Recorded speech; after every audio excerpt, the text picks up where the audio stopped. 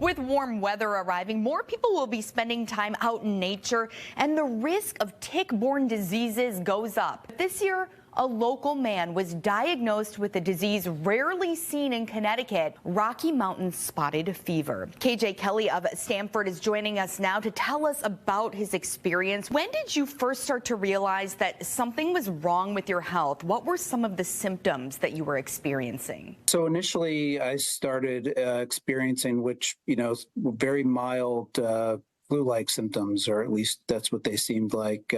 Low-grade fever, some aches, some chills. Over the course of probably about 4 or 5 days, they just continued to get worse until, I eventually went to the hospital. Right. In February, you were admitted to the emergency department at Stamford Health. What happened next?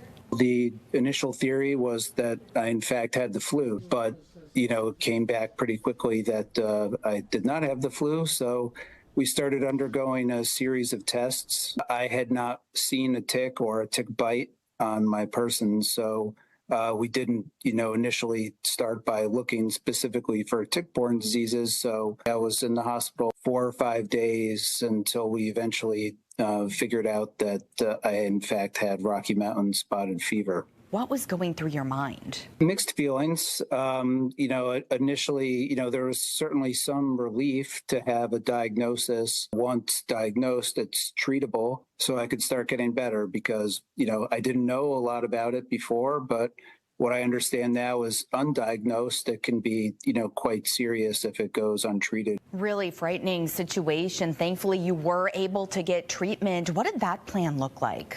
It was relatively easy to be treated with some antibiotics, and I started feeling better, pretty soon after starting that regimen. So in my case, or what I learned is, it can be that the challenge is really in getting the diagnosis. With everything that you've gone through, what do you want people in Connecticut to know about Rocky Mountain spotted fever and any other tick-borne illnesses? I think people that live in the Northeast know to be on the lookout for things like Lyme disease.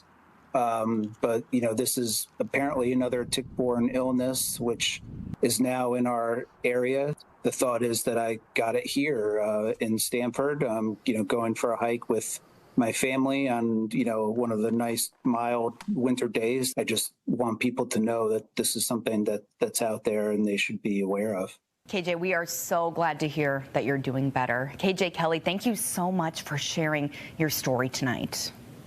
And at Stamford Hospital, the director of infectious diseases says a diagnosis can be tough in Connecticut since this is not a disease we typically see.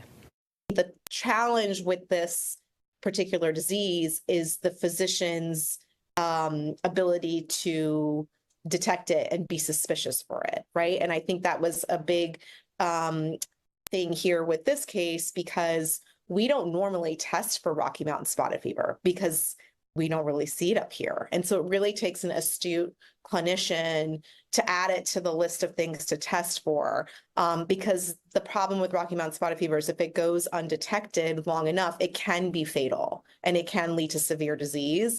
But if it's detected, it responds very nicely just to oral antibiotics. Dr. Asha Shah says Connecticut may get only 1 or 2 suspected cases a year. Rocky Mountain spotted fever is typically seen in the southeast United States and in South and Central America. But she says prevention strategies are the same as with other tick-borne diseases. Do regular tick checks after being outdoors, wear long sleeve shirts and long pants, wash clothes in warm water after being in tick-infested areas, and check your pets to both protect them and make sure that they're not bringing any ticks inside.